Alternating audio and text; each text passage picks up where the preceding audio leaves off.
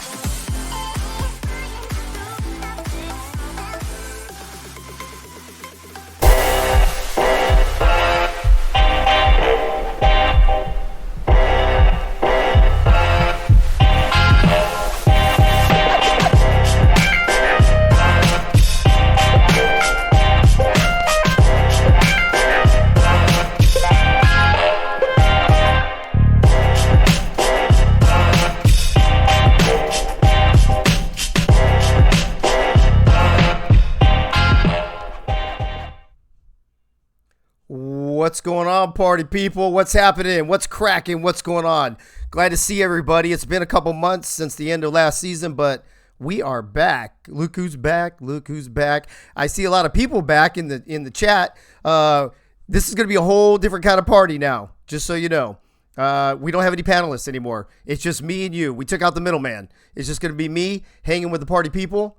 If you want to call in, you jump in the green room. We're going to treat it almost kind of like a radio show, but I'll also talk to you through the chat a lot. We'll have a few segments. We'll break down some games and break down the week. And then we got a few new segments for you as well. Also, I wanted to tell you real quick, what is this? Right? You know what? I'm going to say until Dave invites me on the show, this thing is, oh, Jack Wall, it wouldn't be a, invite me. Bro, if you're in the server, all you got to do is jump in the green room, baby. Let's go. Before we get things started, two things I want to talk about. First thing is yes, right? Bo Martin Jr. probably. Hey, Nacho. It's SDM, not SMD. But if you want me to say that, dude, I'll broadcast it on my hat and tell all of you to do that if you want. This is After Dark, for God's sake. All right, hey, happy birthday. 2 happy birthdays out there. James Klein, owner Queen City, and happy birthday to Slim Shady, although it's probably tomorrow there already. It is, I think is it tomorrow yet? It probably is in England. So happy birthday to James Klein. Happy birthday to Slim Shady. And then I just wanted to say that it was really cool meeting a lot of you at the convention. What are we at? What are you predicting? Is this the over-under? That's fucking hilarious. What does this say? Over, under. I'm saying under. So here's the deal. The counter says if you take the music off, we're only 3 minutes in so far. You can't count the music part. So I get 59 without the music. All right. Let me, Zach, how do I get this fucking thing off my, dismiss the message. There we go. All right. Here we go. Let's see. It's time to do what we love to do in all of our shows. Let's check out the party, people. Let's see what's up. Let's see who's in here. Corn King's here. Good to see you, Zach, although he's helping me out. He's helping produce now. Bullet Beletsky's in the house. Bull Martin Jr., Nacho, what's up? Ray, Ern Skern. Ty is here. Ty Patak. Michael Brown. Woo, Michael Brown. That boy is in fuego. T the Queen is here. Dougie, what's up, Dougie? Art Vandalay, my boy Greg Soto. Greg Soto says, yeah, okay, at 10:15 start time, and Dave's only going for no, bro. It didn't start at 10:15, did it? It's 22. It was a few minutes after, bro. You got to give me a little grace here, man. Come on. Let me see. Jason France, good to see you, bro. Hey, Jason France, just like I told Paulie, you were a little shorter than I expected at the convention. Hey, yo. Hey, where's my soundboard? No soundboard, Zach? You're fired. You're fucking fired. Dude, you're already fired. You're fired. 5 minutes into the show, you're fired already. Let me see. Where did I leave off? I said Art. I said Jason France. Freddie's here. Freddie, good to see you. Jack Wall's in the house. Good to see you, bro. You can always jump in here and jump on a call. If anybody's got anything they want to talk about over the weekend, game-related or tonight's Monday night game, feel free. Boomberry's here, as well as the Commish. What's up, Commish? Good to see you, bro. Great job tonight. You and Paulie. I don't know about that dude you had with you on the pregame show, though. That guy needs some work. My boy Dave Terry in San Antonio's in the house. Bullet Beletsky's here, of course. Thank God. Doug Britton. Shut up. Kanye's back. And let's see what else. Mike O'Neill's here. After I just talked shit. I just talked shit about him. Neil Rivers. Mike Haynes is here. Mike O'Neill. A lot of Mikes here. Ray. What's up, Ray? Ray. Subscribing with Prime. Of course, this is going to take a little longer the first time. It's been a minute since I did this, so give me a minute. James Walters, what's up, bro? James Walters, if you have time, you want to come on, talk about your game tonight, go ahead and jump in the green room, bro, and we can do that. All right, that's everybody. And Greg Soto, last comment, says, I agree. Cam's co-host was all right. He's all right. All right, so that's it. That's it for the party people. So here's the deal. I don't have to introduce any panelists because we don't have panelists anymore. This is going to be a quick hitter, man. We're like, boom, we're in, we're out, and that's it. We're going to try to wrap up every show by 11 o'clock. That's what she said. Candy Cane's in the house. Good to see you as well as Dwayne. Let's check out the very first thing that we're going to do. We're going to do this at the beginning of every show just like we used to, but we got a nice little twist to it now. Check this out.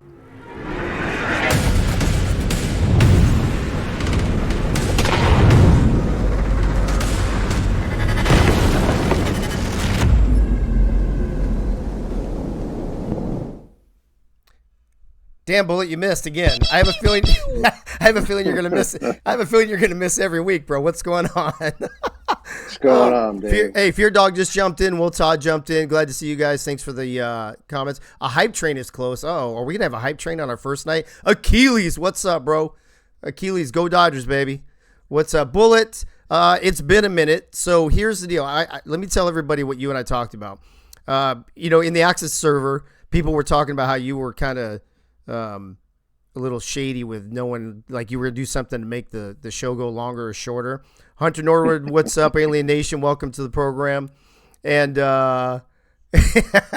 Bullet Blue Dave's whole production budget with that opening, says Dwayne. Hey-o, where's my drums? But there we go. I think dude, that was actually a sweet video, but they were saying you were gonna sway things because you were gonna take longer or whatever. But here's the deal.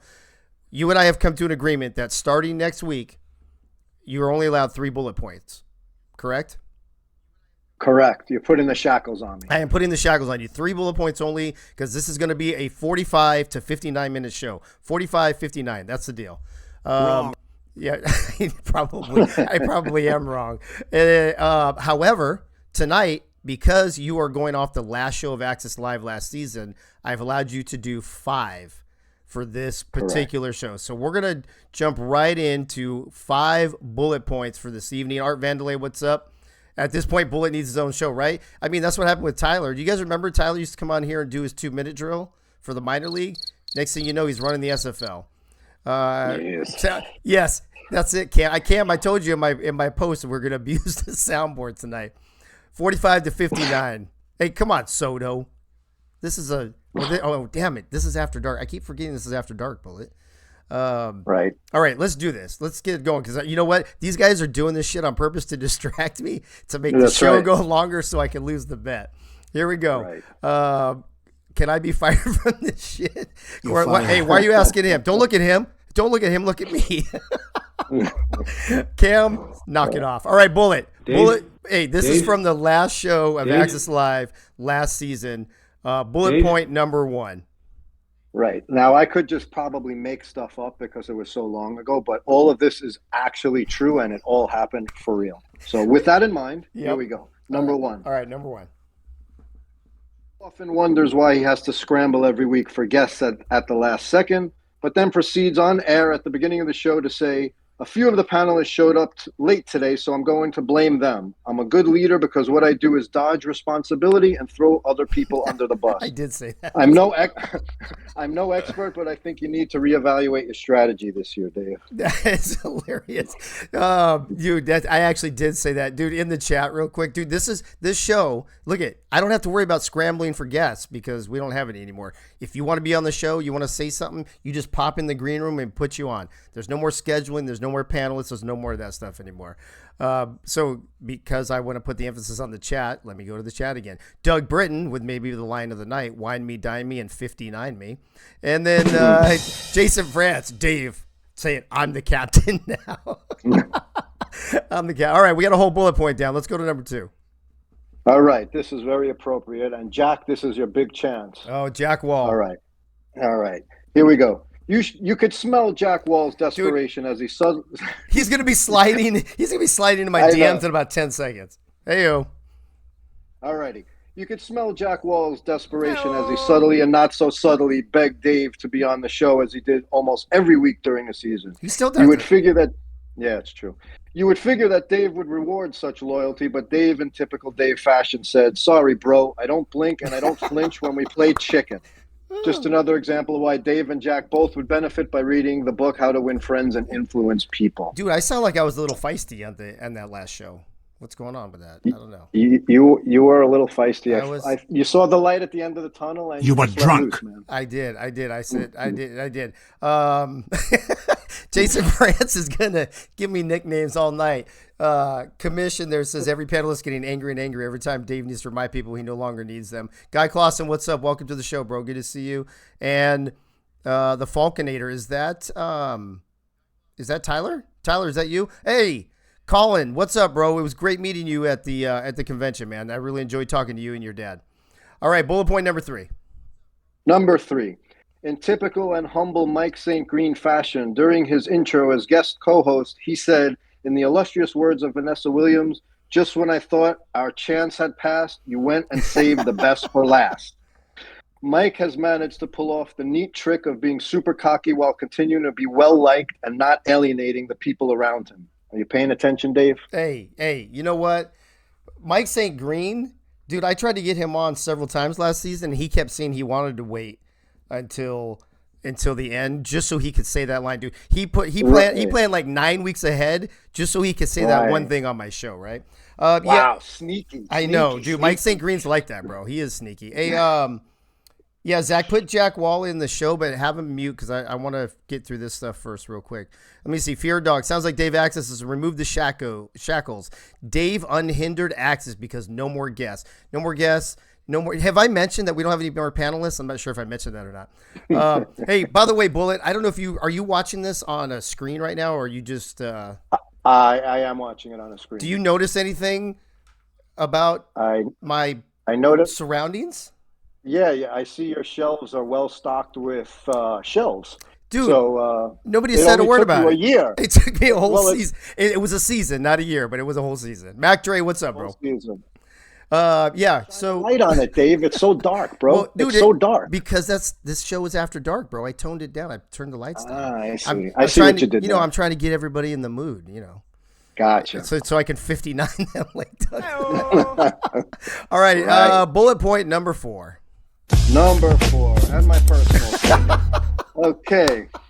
That was loud. While explaining all of the ongoing construction at Dave's house this season and why nothing is finished yet, including his studio shelves and house deck, Dave said, I used to have a small deck, but this guy came over to help me, and now I have a big deck. Had to trim some of the bushes around it to make it look bigger, but he took off before he was done and hasn't touched my deck in 3 weeks, but I can't wait for him to come back and finish. No embellishment, people. That is actually what Dude, Dave said. I actually 100%. I actually remember saying that. Word for word. Oh my god, I actually remember saying that. There's nothing I can say about that. Let's just move on to bullet point number 5. Number 5, and just to be fair, I'll ding myself here. Attaboy. Even hey, though, that's what she said. Sorry. there you go. Even though it was the last show of the season and bullet points should have been a well-oiled machine at this point, on the last bullet point, I somehow managed to completely go off the rails and stumble and stutter my way through it as if Chad and I were chugging no-name gas station beers for days leading up to the show. What a mess.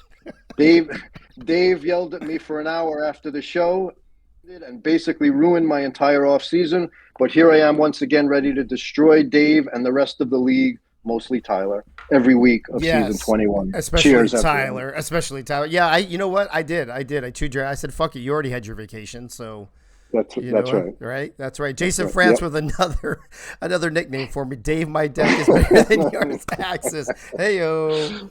Hey, I want to get into some instant reactions from tonight's game, but first, we do have our first caller, Jack Wall. You're on the air with Dave. Welcome to the program. Finally.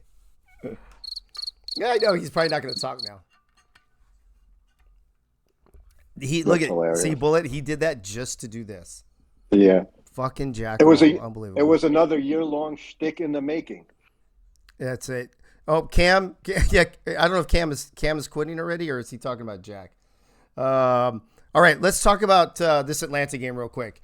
I want to hear your reactions in the. Yes, exactly, guy. He's muted, bro. You're muted, Jack. I want to get your reactions in the chat, or anybody who wants to jump in here into the green room and talk about it. Who is surprised besides me with this Atlanta offense right now? And I heard Tyler say in the postgame show, that this is the DC that we've been waiting for when Destro came back to the league. But is it that? Is it that Destro's back, or is it just that Atlanta's needing more time to adjust to the new game? I mean, when was the last time we saw an Atlanta team score only 6 points? I don't remember when. It certainly wasn't when I was there, just saying. I was trying to pull this up real quick. This, what did they score last week? Let's take a look. So they only scored 13. Biff Markham, what's up, bud? And King Maximus, welcome. Welcome to the show. Eddie Gage, what's up? Eddie, well, that's good. Destro isn't coaching this season. Well, then, I don't know how to take that exactly there, Eddie. Bo says in the chat, bold prediction, both Baltimore and Atlanta still make the playoffs. Yeah, I don't know. I'd say Atlanta's on the cusp. Dwayne in the chat says lots of pitches, but I do agree Destro's teams are now for smash mouth offense and hard-nosed defense. Yeah, he's always been smash mouth. I mean, when I was with Lone Star, Kevin Say just tore us up every single time we played him. It was ridiculous. I think I remember doing a show, and I was wondering if he was still running behind me. Farnsey says DC defense was phenomenal. Saeed Gore. Yeah, Saeed. He was. They talked a lot about him in the show. Or in the game, I mean, as well. Baltimore and Atlanta making the playoffs. Yeah, I think Baltimore will be okay. But listen, so last week, I'm pulling it up right here.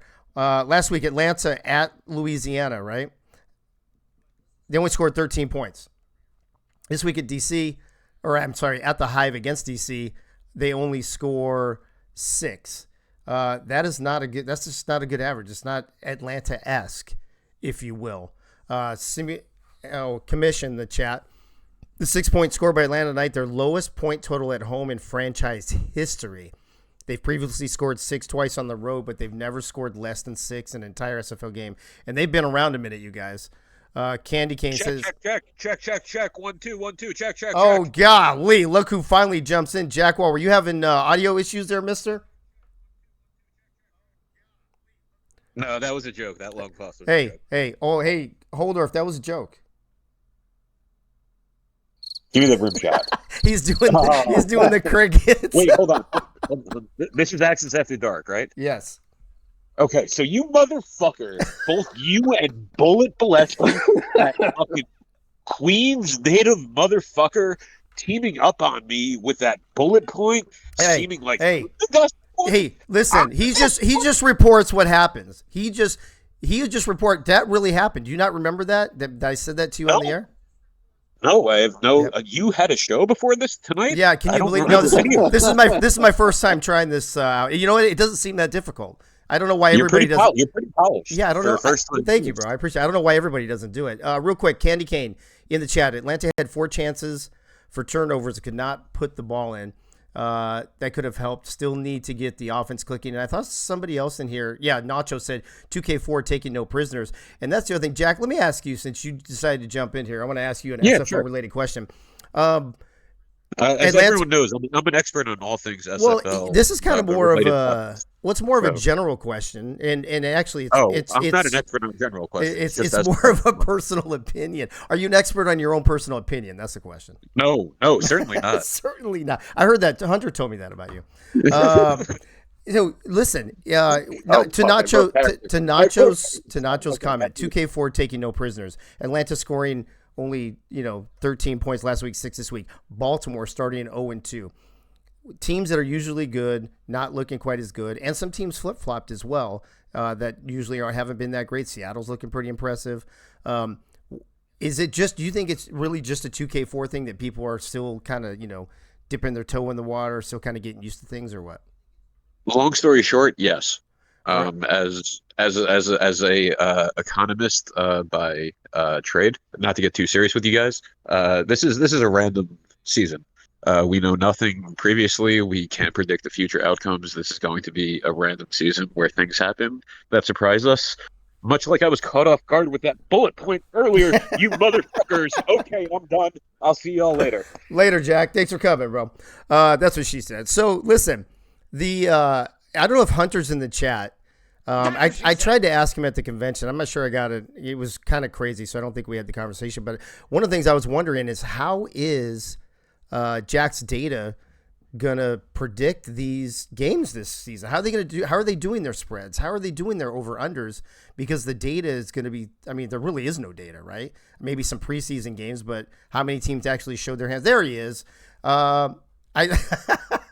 Hunter says Dave lost 8 viewers the moment Jack said the word economy. Nice. Jason France, Dave, I like it when Jack comes access. Dude, this seriously is an after dark situation, isn't it?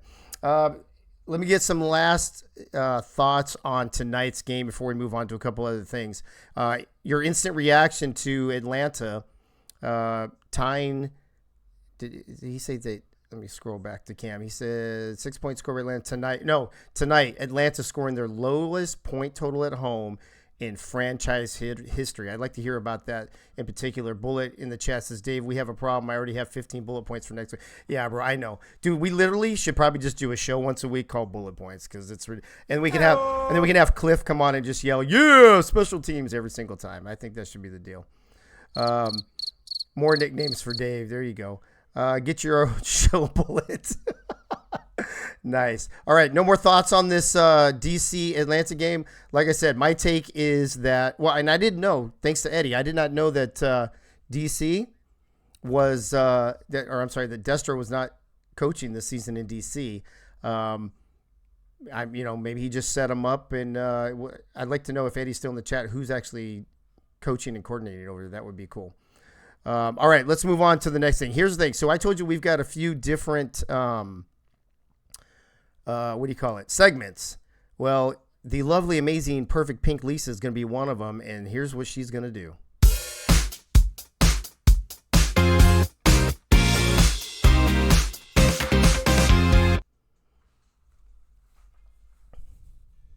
Now, listen. You guys worked really hard on these. It's Mullinex? Okay, gotcha.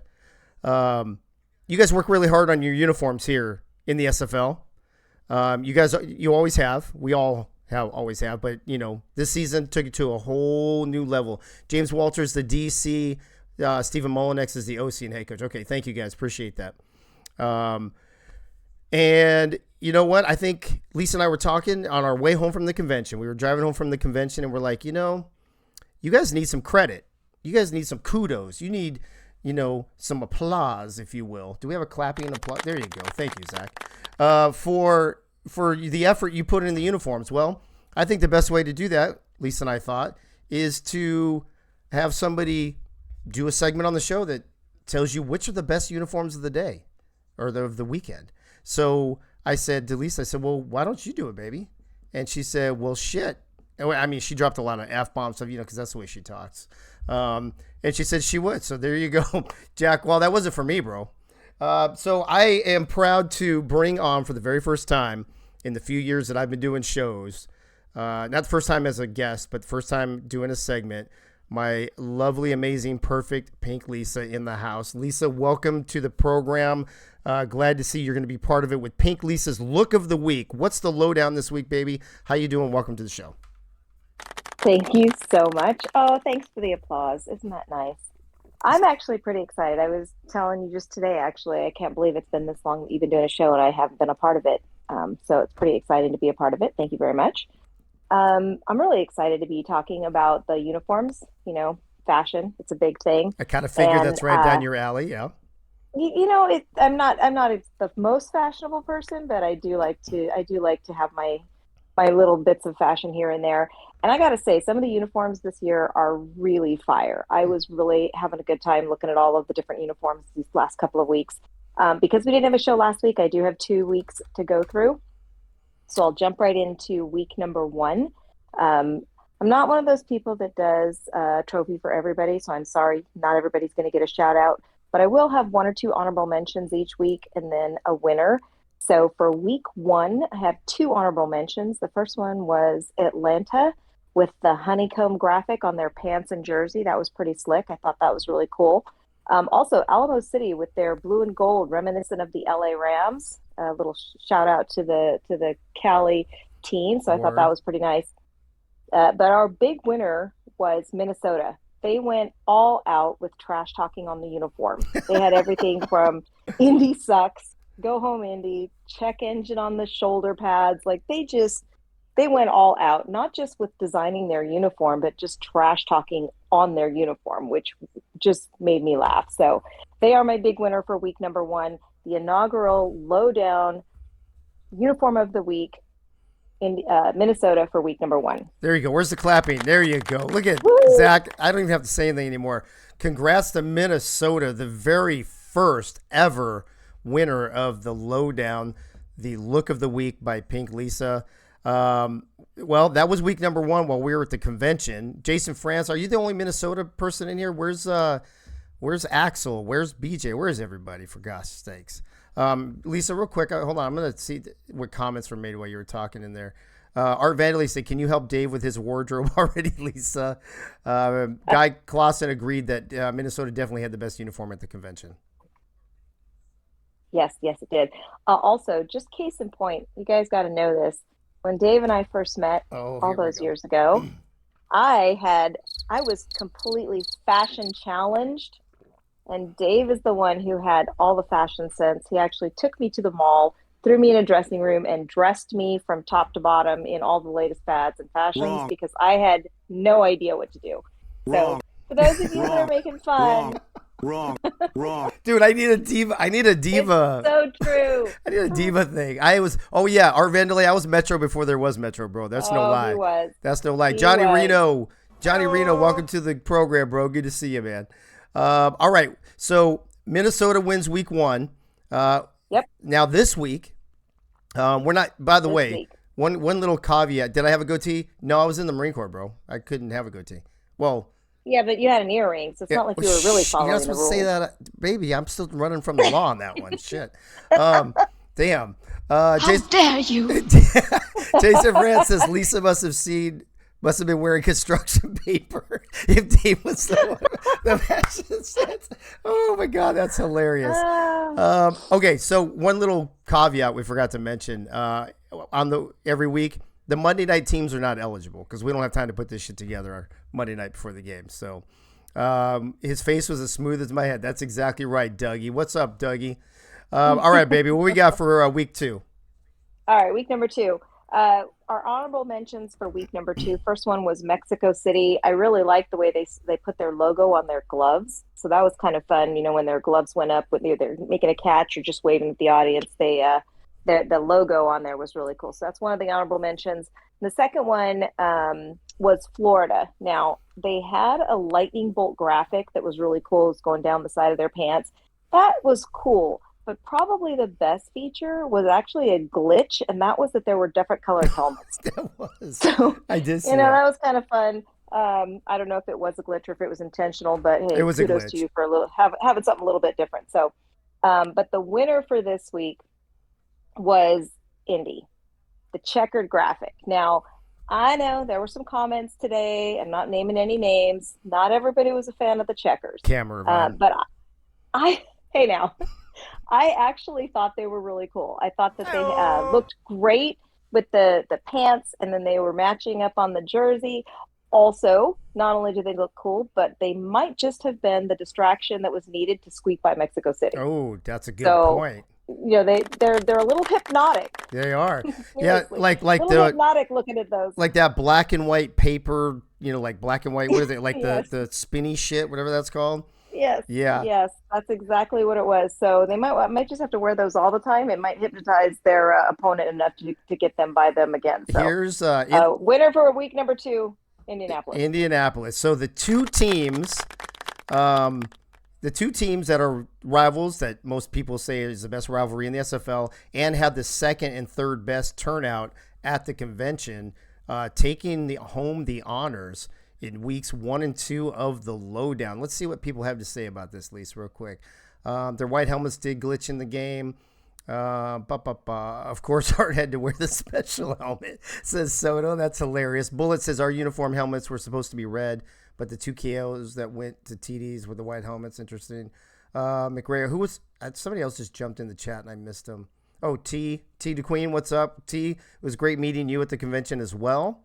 Let me see what else. Indy should have put 69 somewhere in their uniform. Yeah, that would have been. Actually, no, Minnesota should technically.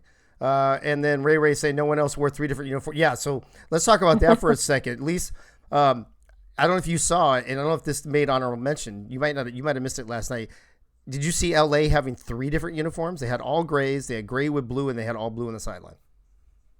You know, I did notice that. Again, I thought that was a glitch. I figured maybe there was something going on that they had them different on the sidelines, but unfortunately they didn't have quite the pop that some of the others did to get an honorable mention.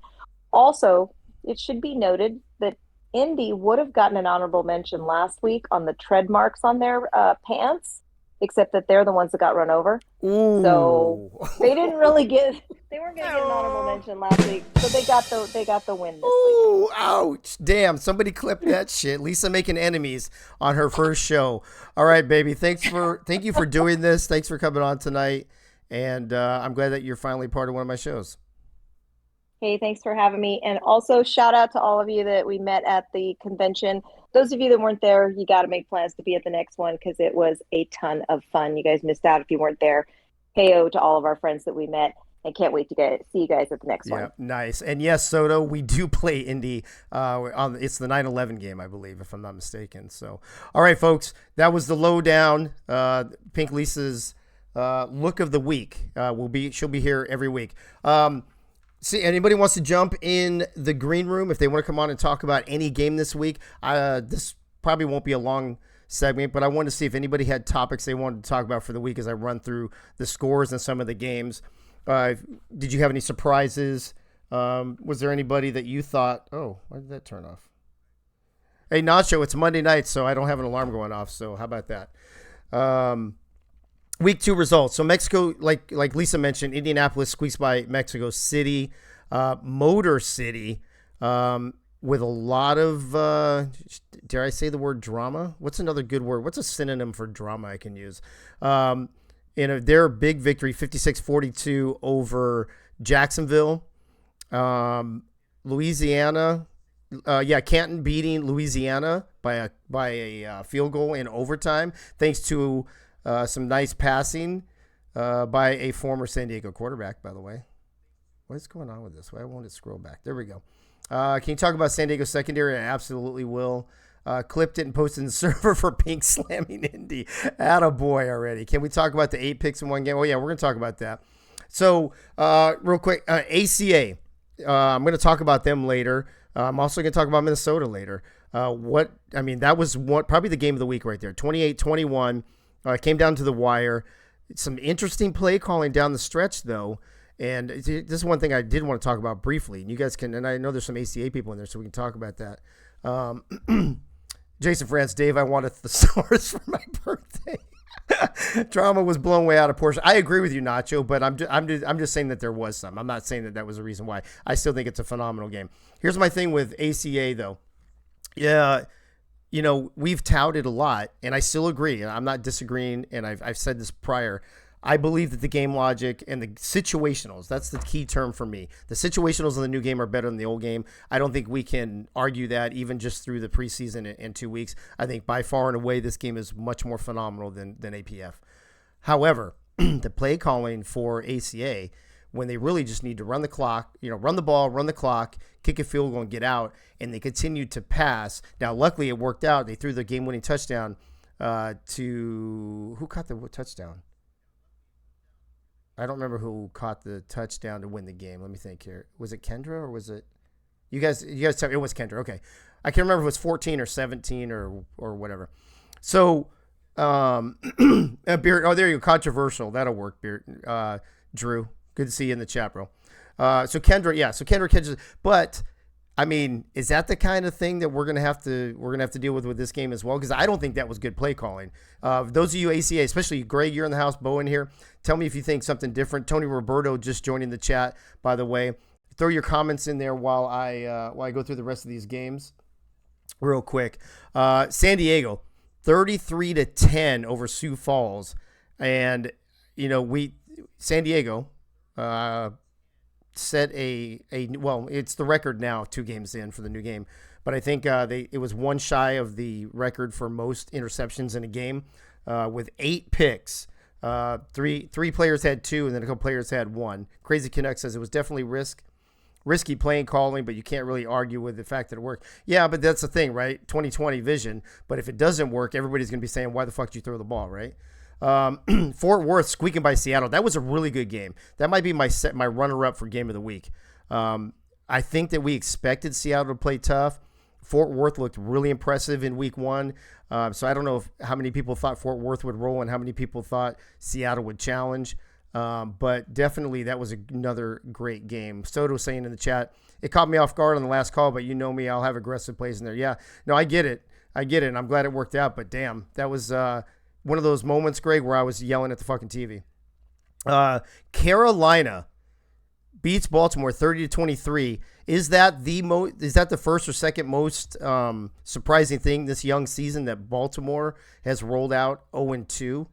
Eddie Gage in the chat, the team playbook you choose plays a role in. Yeah, I'm sure it does, but the logic should say, hey, a couple minutes left in the game, make the other team burn timeouts, run the ball, run the clock, kick a field goal, go home. Florida 42, Queen City 29. I think that was expected. Queen City, though, looking a lot better than they did last season.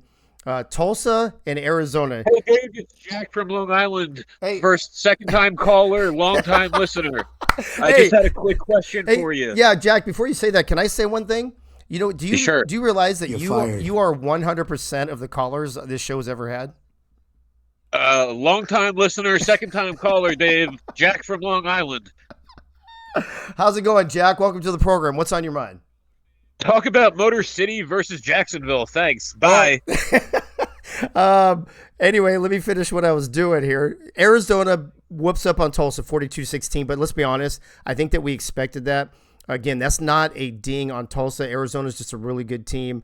I think that was kind of expected. And then lastly, on the flip side, I didn't know what to expect from LA. To be honest with you, I kind of thought maybe they might play week 2 the way they played week 1, but they squeak it out with all of their uniforms and all of their points, 30-27. Let me just scroll through the chat real quick, see if anybody's got anything else to say about this week before we move on, because I know that I'm like 9 minutes away from hitting the over.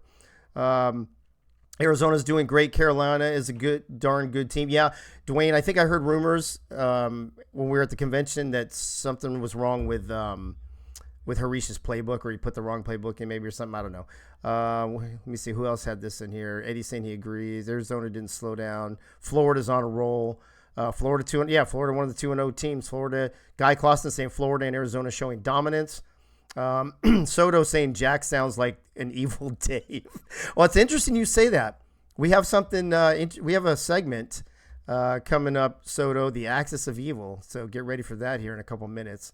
Damn, that was a quick call for Jack. I heard Jack does everything quick. Heyo. Evil Dave Letterman. Hope Jack Wall has a call-in segment every week. He probably will jump in every week. And then lastly, Dwayne saying, yes, Dave, I saw him recreate after our game, but they played us tough. All right, here we go.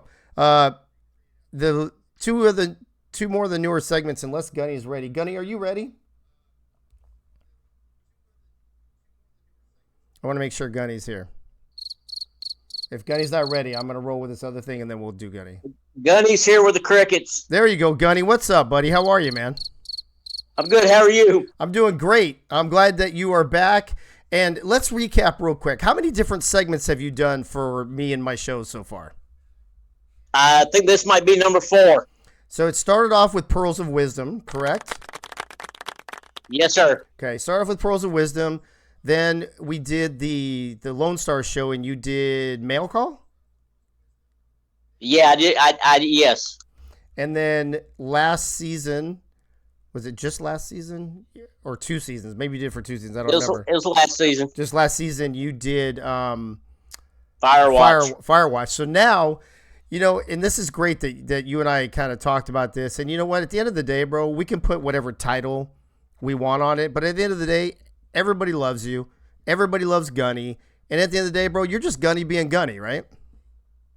That's correct. So with just Gunny being Gunny, being the new segment, what do you have for us this week, week 2 of season 21? Today I'm just going to go over a list of names of people that I enjoyed meeting for the first time at the convention. And then I have a list of names of one person from each team that Gunny would like to meet one day at a convention. Go ahead. You're good. All right. I was going to do a top 10, but I ended up being more than 10. And there is no particular order. Zach Holborf, San Diego. Sully Richardson from my hometown of Atlanta, the Los Angeles Lycans. The Father Pierce of the Pierce family in Indianapolis. Cliff Special Teams Allen, San Diego. Brett Killian, Vancouver. Jay Palmer, Jay Balmer, I Hate Texas, Jacksonville. Jason Peace, Houston. Bob Funk, I'm Drunk, San Diego. BJ Loveless, the best name in the SFL because his name's the same first name as that I have. I met Ike McBride from Carolina. Hall of Famer T. Roy Gaines, Baltimore. Juan, Mississippi, my Marine Corps brother from Minnesota. Ron Haynes from Florida, another Marine Corps brother. Robert Redford, hung out with him in the airport on Sunday afternoon, Vancouver, and congratulations on his Hall of Fame. And my own teammate from Alamo City, Rain Rie. People I'd like to meet from Vancouver, Michael Percoco and Josh Farnsey. A lot of these people are going to be party people of the show. Tulsa, Cameron Shaw, him and I signed the same weekend of non-contracts in season 14. Sioux Falls, AJ Levy. Seattle, Ethan Kai. San Diego Mavericks, my Marine Corps buddies, B.E. Robo and Freddie Trammell. Queen City, Chad Stinson. Portland, Nelson Lozano Jr. Mexico City, Dan Tritz. Minnesota, Johnny Bravo, one of the first GMs I ever talked to when I entered the SFL Discord. Motor City, David Leathers. Las Vegas Fury, Doug Britton. Louisiana, Liam Hammer. The Lycans, Ryan Yosef. Jacksonville, Kingston, Ellington. Indianapolis, Jeff Banfield and Mac Dre. Houston, Josh Rowe. Fort Worth, Delaney Nash. Florida, Bullock Bolesky and Art Vandelay. Denver, Hugo Reynoso and Roscoe Santagria. The DC Dragons, Chris Bratton. Charleston, Corey Minner. Carolina, Hattori Hanzo, my first owner I had in the SFL with Chicago. Canton, Mike Twinscrew. Chris Porter, Marine Corps brother, and Darian Connor, another Marine Corps brother. Baltimore, Frank Smith, also here from my hometown, Atlanta. Atlanta Swarm, Leo Jefferson, Marine Corps brother. Arizona, Will Todd, and a few of my Alamo City teammates, Ace Finnick, Greg Soto, Garrison Blue, and many, many others. Dave, great show. Welcome back. That is all. Thank you, Gunny. Appreciate you, bro. Love you supporting all the shows that we've done. And for those of you who don't know, Gunny's only done a few shows less than me. He's been here for like 99% of them. So, Gunny, thank you, bro. Appreciate you. In the chat real quick, Biff Markham says he thinks that if Johnny didn't get hurt, we would have a better chance to beat Arizona. I agree with that. Tasport's Gold. First-time chatter, welcome to the show, bro. SFL 4K23 simulator, much more improved over APF 2K8 for the SFL. I agree with that. Lots of love for Gunny in the chat. Juan, Mississippi. I really enjoyed meeting Juan, Mississippi as well. Let me see what else we got here. We have 2 more segments, and then we're done. That's it. That's how quick this show is now. Cliff Allen saying, just got home. It was great meeting you, Gunny. Sounds good. And Cliff Allen says there's not Axis show of any kind without Gunny. Agree with that. Axis and Gunny, we're connected at the hip.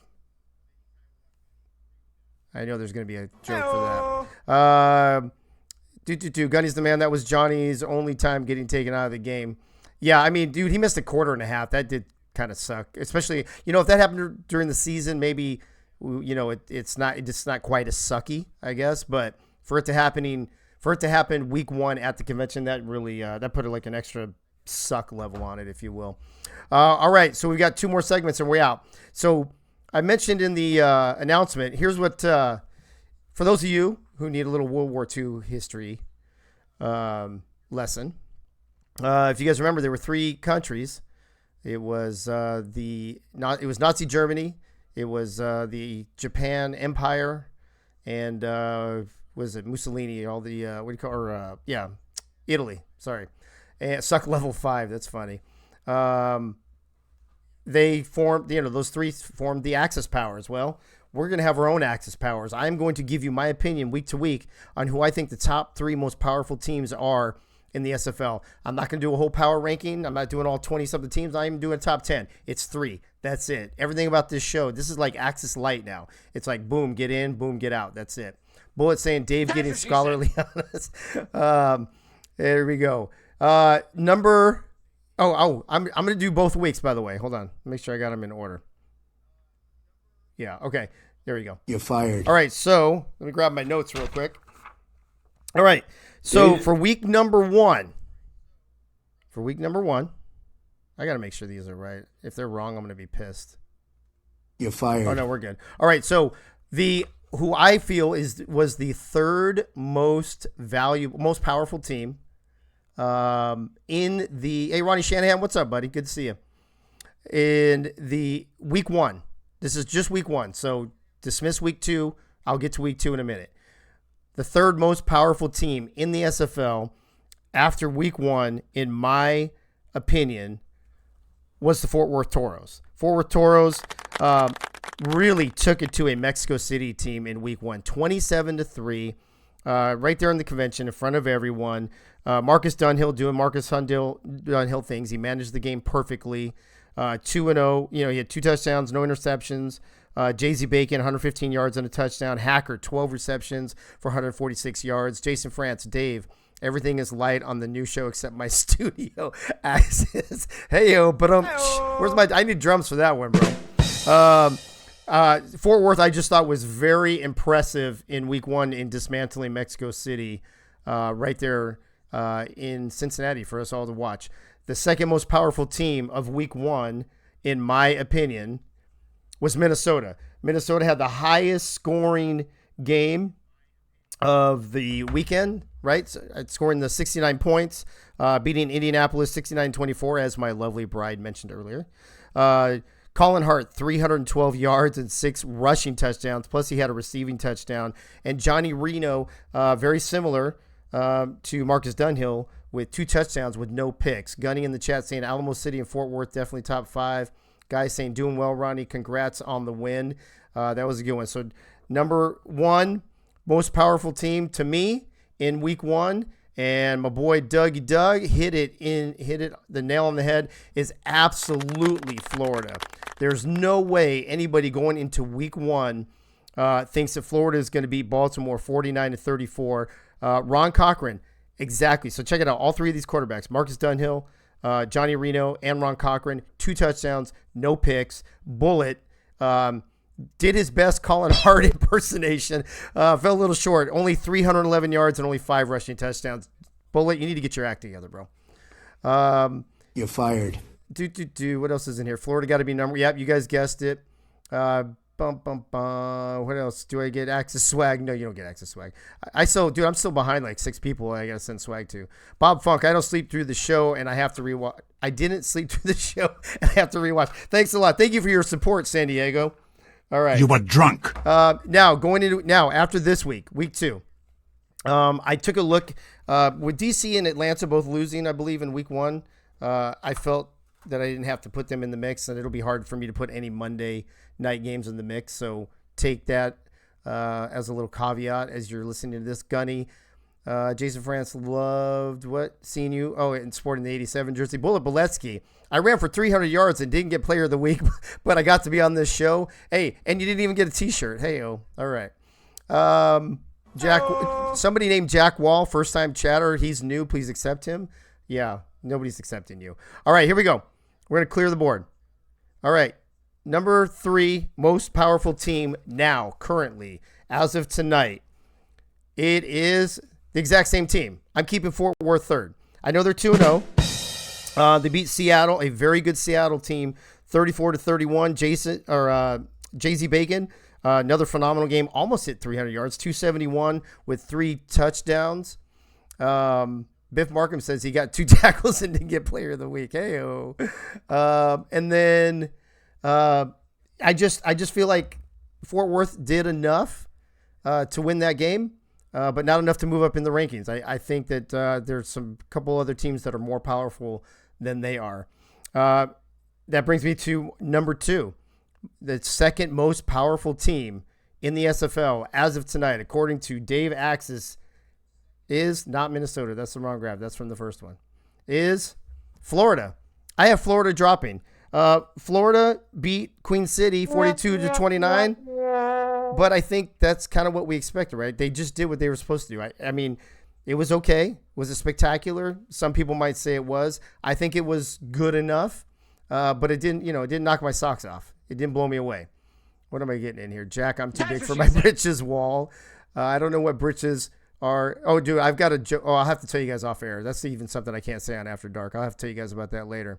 And then the number 1 team in the... Oh, it's interesting. I already have some controversy in the chat. This is great. I forgot to say, let me back up.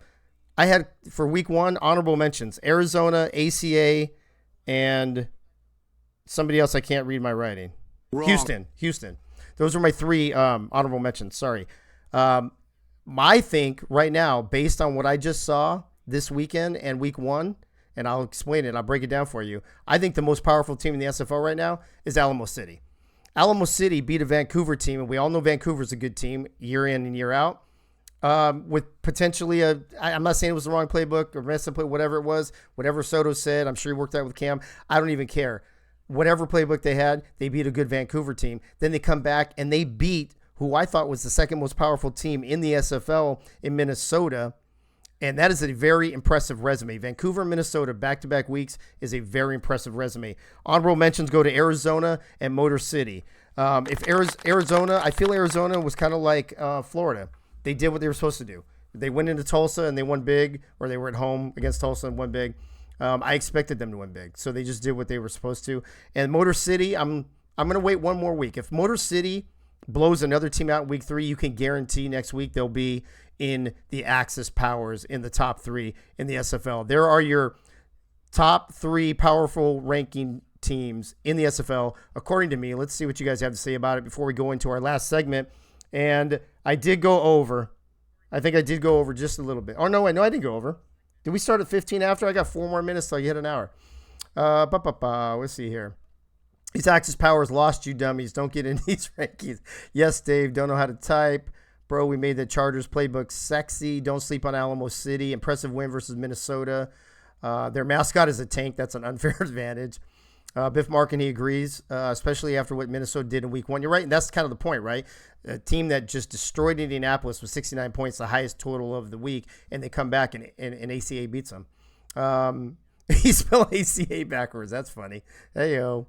Very good choice, Dave. Thank you, Guy Clausen. All right, and this is the last thing I have. So on this last segment that I'm going to have every week, real quick, I'll read bullet, and then I'll go to this segment. We played 2-week, 1 game in essence because Queen City had a bye week 1, so we had new game scouting. Yeah, I can see that, bro. And you're not. I would say you're still top 5. Or Florida. Yeah, no, Florida's still number 2. For some reason, I was thinking Arizona. All right, here we go. Who's keeping time? I don't know, Biff Markham, but it's going to be close, buddy. We only got a few minutes left, and I'm on my last segment. All right, the last one's going to be the actual axis of evil, and this is how I'm going to describe the axis of evil every week. It is somebody who, and I'm going to put it, actually, I'm just going to read it right off my announcement because I probably worded it better earlier. When I put out the show announcement earlier today, it says... Dave? The axis of evil. Who's the most evil player or coach or team of the week? Who's just the dirtiest peep out there who did everything wrong or did everyone wrong on the field? And these are the people that I think. And I've got them for both weeks this time too. For week 1, honorable mention obviously goes to my boy Bullet Beletsky because he was dirty, he was nasty, he was evil. He just wasn't as dirty, nasty, and evil as Mr. Colin Hart, who we mentioned a few moments ago. Colin Hart, halfback from Minnesota, 41 carries, 312 yards, averaging 7.6 yards per carry, 6 rushing touchdowns, and then just as, icing on the cake, he's like, you know what, screw it. I'm going to do a receiving touchdown as well to make it a nice, lucky number 7. So definitely, though, kudos to Bullet, honorable mention to Bullet. But Colin Hart, he is the axis of evil for week 1. And last thing for the show tonight, before we get to Fab Freddy and his turn out the lights, the party's over, is the axis of evil for week 2. By the way, I don't know if you guys heard that, but we had a big storm here in Knoxville today. 80-mile-an-hour winds. It threw our shit everywhere. Trash cans down the street. Neighbor's tree across the You are fake down. news. I am not fake news. So we were down. Our power was down for about almost 5 hours. So I wasn't able to do one thing for the show that I will do starting next week, and that is for the Axis of Evil winners. I will have some highlights, or at least a highlight of the player when we announce them, kind of like we used to do for Diva of the Week. So Axis of Evil, week 1, Colin Hart, honorable mention, Bullet Beletsky, but Axis of Evil for week number 2, which is current now. You'll have 7 days to wear this trophy proudly, is none other than, I guess I should get rid of this other one, Michael Brown, quarterback for Motor City, 40 of 49, 555 yards, 81.6% completion, 6 touchdowns, but here's the most impressive part, if that wasn't impressive enough, no interceptions. You throw the ball 50 times and you don't throw a pick, that's pretty good. And a QBR of 153. Yeah, Jack Wall, this is all on the field, bro. So congrats to Michael Brown. Michael Brown and Colin Hart are your Axis of Evil winners for week 1 and week 2, which is going to wrap up the show here. Let me hit the chat one more time because, like I said, I want to hit the chat as much as possible every show. That's kind of the whole point of this show, is for us to interact. Dave's not here. Colin Hart, hands down, says Biff Markham. All heart, all evil, says Jason France. Jason France, I'm going to do one more nickname before we bug out, bro. Candy Cane says, can we also talk about Collins' paycheck? While all the other running backs are making this thick paycheck, he's doing it with half of the amount. Candy Cane, what is his amount, if you know it, just out of curiosity? Biff says he thinks he averaged about 9 yards against Alamo City. Bo Martin says, don't give access of evil to Frank. That's why Dave is in the dark. I don't know why. Why am I in the dark? I don't know. I can't. Apparently, I still can't keep up with the chat. You were drunk. No access of evil for Frank. Let's fucking go MB. Oh, yep. There you go. Congrats. Blah, blah, blah. Best passing performance. Jack wants to do another call. Those records will never. Oh, yeah. I believe that. Candy can't be chatting. Okay, Jason France, you got one more chance, bro, because we're about to light this up and wrap this party up. Turn out the lights. The party's over. My man, Fab56, Freddie in the house. Freddie, what's going on? What's up? What's happening? What are you doing? How you doing, Dave? It's good to have you back. It gives me a night to have fun listening, laughing with all y'all. And we're ready to turn the lights out tonight. All the SSF people out there. Hey. Turn out. So, I'm sorry, Freddie. I was just about to say we just went over an hour right now. We're at 1 hour and 40 seconds. Can you believe that? Unbelievable. But I said you can't count the first 2 minutes. So go ahead, Freddie. Sing and we'll bounce. all right, here we go. SFL folks, turn out the lights. The party's over. They say that all good things must end. Let's call it a night. The party's over. Until next week, where we'll party down again. Thank you. Thank you very much. Good night, everybody. Freddie, thank you, bro. Appreciate you always coming on to do that. Soto, I said 45 to 59, bro. Give me a break. I think we're at 50 of actual showtime. We're at 57 and change, 58 and change, something like that. So we're going to be in the 59. Want to thank everybody in the chat. Dave, I got nothing access. Oh, that was good from earlier. Great show, Dave, says Cliff Allen. Thank you, bro. Appreciate it. I want to thank Bullet Bolesky, the lovely, amazing, perfect pink Lisa, Gunny, just being Gunny. Hey, can we make a shirt with just the letters of that? Just Gunny being JGBG in military font. Cliff, that would be pretty badass. Want to thank Freddie for being on. Thank you to Zach Holdorf for helping me produce and doing all the soundboard. And lastly, I feel like there's, and thanks to Jack Wall for being the 100% of all the callers who have called into Access After Dark since we started this new show. So thank you, Jack. Appreciate you guys. Appreciate everybody. Hope this wasn't too late. Get her done. The idea is to do this immediately after every single Monday night game, so we can hang out, party, talk some football before we get the rest of our week started. So have a good night. Have a good rest of the week. I will see you next Monday. Dave? Good night now. Dave?